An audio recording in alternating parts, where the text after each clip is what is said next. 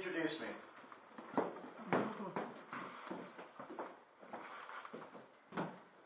I met Pat Connor.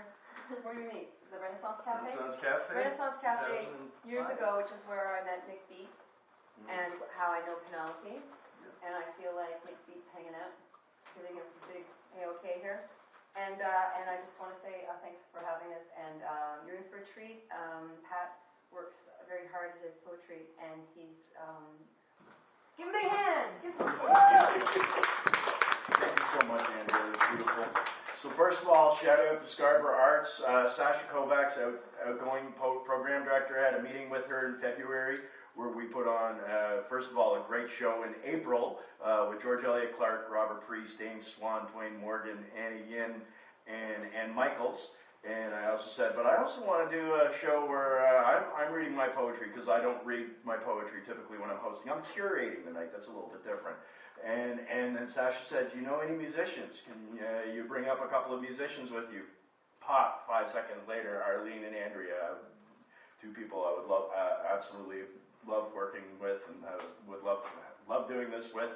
And it just led to this, and it's such a beautiful thing. And what I want to do is I want to show the value of collaboration, and also, obviously their music is very touching, and I hope my poetry has that effect on you as well. You've got the Scarborough Arts Program Guide. This is part of the fall season. There are still a bunch of things going on in the next month, and we've got the annual report from the annual general meeting last night. I usually make it, I had to work overtime last night. My day job, and there's some great stuff in here. Being a member of Scarborough Arts not only gives you voting privileges with the AGM, you're helping to make policy, but it also gives you access to come to events like this, to go to museums all over Ontario for free, and all sorts of other great opportunities that can come your way. And now, shameless self-promotion, I'm always packing merch when I'm at Scarborough Arts, because they sell both of my Lyrical Miracle chapbooks, Scarborough Songs, and Part-Time Contemplative on consignment. You don't have to buy it tonight. If you do buy it, I'll give you a Pat pen and sign it with my Pat pen for you. I'm going to read two sets of poetry. The first set are poems that are about Scarborough, or are situated in Scarborough, or that Scarborough Arts have helped promote. This is the one that actually got me on the Toronto poetry map. It's about a bar. It's about 10 minutes away. It's a place I don't want to go anymore. It's about, leaving places behind that are part of the past. And it's called Scarborough Bar. Gap-toothed guy comes up as if to gum me. Waves his hand backwards. Does his best John Cena. You can't see me. Laughs uproariously. As at something he's never done before. Searches his audience for approval, then goes on his way to picking winners. Remember the days when this place was named after fine cognac rarely ever served? Slow dancing with a beauty queen, fulfillment of my wildest dreams, then wishing she wasn't too young for me, now glad we are finally right for each other. Places I cannot go anymore, strongholds in my mind or roles to fit in, though I crave them all as a piece of myself, addition by subtraction leads to new doors I must keep open and hope you will enter. Lesser boundaries and better bounties to share.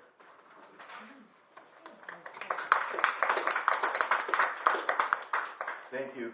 Scarborough Arts have been providing me with huge opportunities over the years.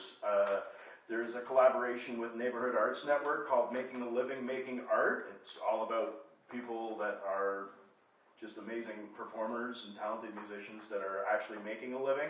At the time I was doing internet journalism, but also of course my poetry, and I got to be the host and facilitator of the morning session, and this is the poem that came out of it. It's really more about the change of seasons, but this is the poem that came out of that, and this is the real stuff. No happy endings, no altruisms, no pain I don't want to feel by myself. Late night tip-tapping on my typewriter, old school notions change your mind by my words. The nights get later, the words don't get deeper. I need more time to get ready, so I say. By day I bring cough drops of peace and comfort. For the man who said to the Cinderella man, "You can break his ribs, you can do it." The world comes anon to get certified, allowed to have a similar conversation in 15 other languages. Glad that I, with all my experience, don't have to compete for hours. I'm waiting for the basis of what I am to start, to make my life begin, or at least to be in the flow which defines me as a poet.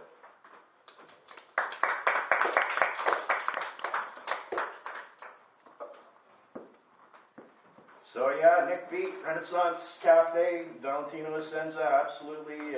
Valentino is the person that gave me my first feature. It was at the Renaissance Cafe. And I should not be having many issues with this stand. That's my bad. And Arlene, to save the day. Take your foot off. Take your foot off. Oh. Take your foot off. Is that what it was doing? Yeah.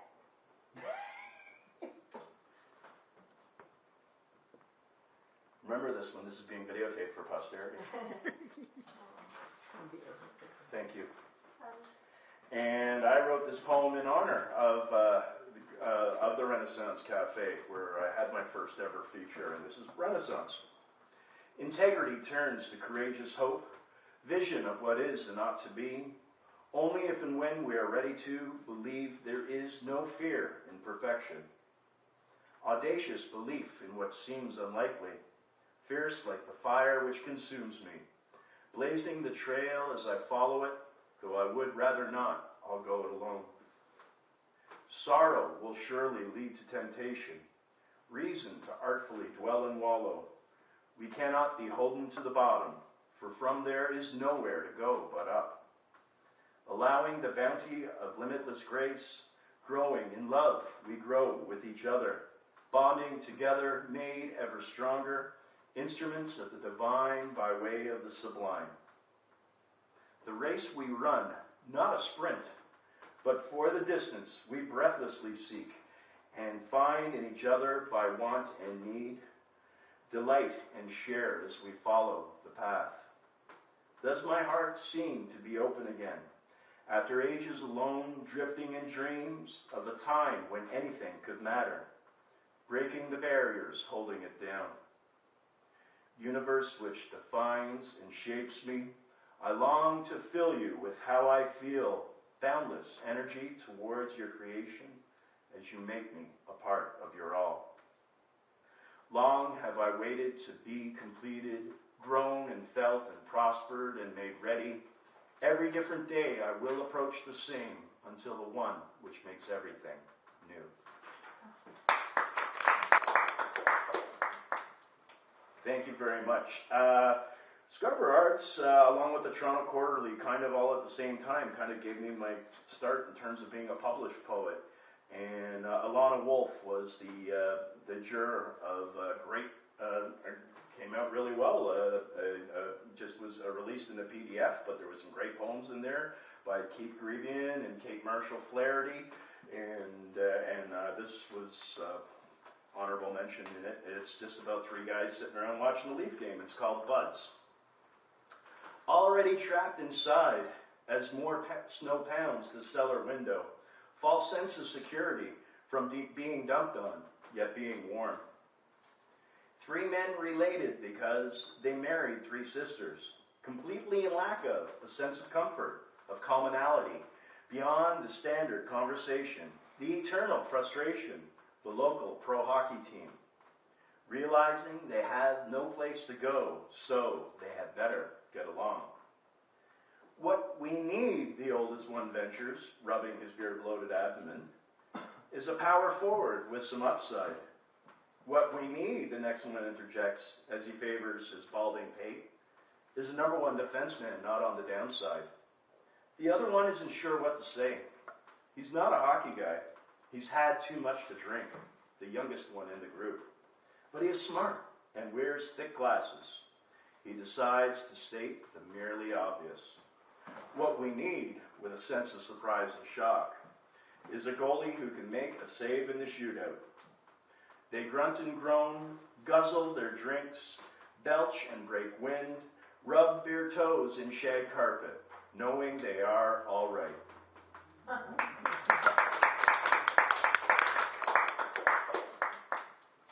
Thank you very much. Scarborough Arts, along with the Toronto Quarterly, kind of all at the same time, kind of gave me my start in terms of being a published poet. And Alana Wolf was the juror of great, came out really well. Just was released in the PDF, but there was some great poems in there by Keith Greebian and Kate Marshall Flaherty. And this was honorable mention in it. It's just about three guys sitting around watching the Leaf game. It's called Buds. Already trapped inside, as more snow pounds the cellar window, false sense of security from being dumped on, yet being warm.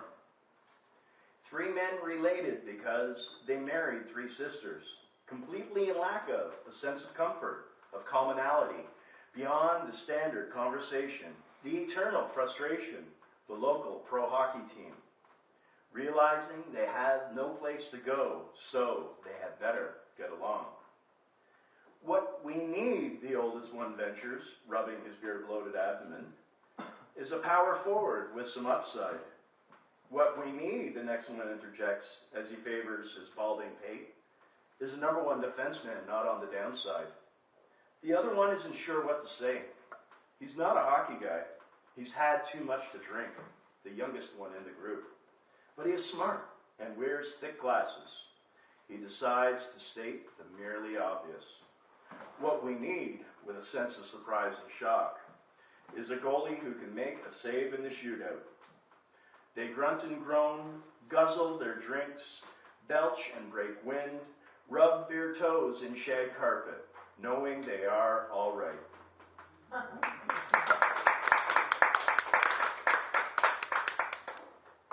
So two more in the Scarborough set. Does anybody know what Burby is?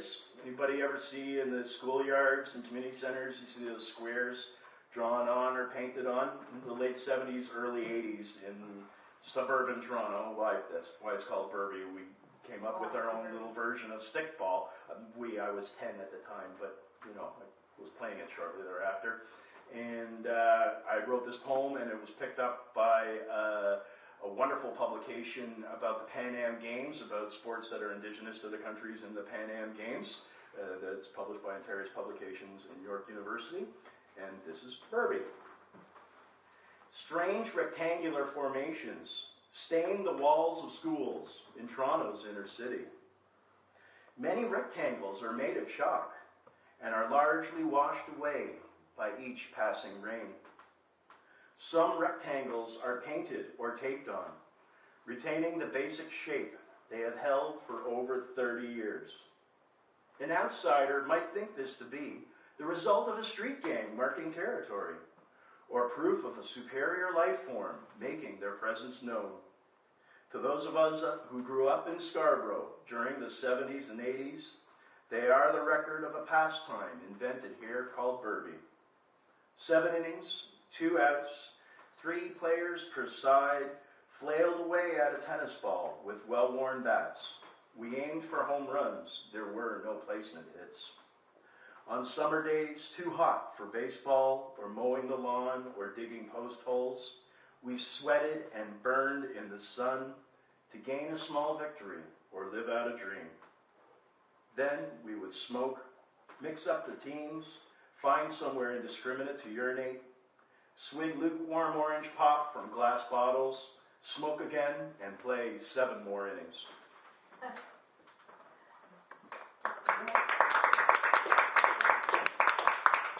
Thank you very much. I don't think I'm going to be submitting anything to Big Art Book this year because I've been too busy promoting poetry to write poetry recently. But there is a call for submissions to Big Art Book, and I strongly recommend getting involved in it. I was the literary juror in 2013, and Anna Niemanen, who, of course, you both know very well, did a wonderful job with this year's, and she made this a juror's choice. This is The Wonder in this past year's Big Art Book, The Wonder. The years which have led me into middle age, unwittingly, unwillingly, have yet been kind. I have lost 20 pounds. They seem to keep finding me and then getting lost again. I have gained strength, patience, My eyes may not work as well, but I see much more clearly. What I used to hate, I now love. What I used to love, I now adore. What I cannot change, I accept. What I can't accept, I try to change.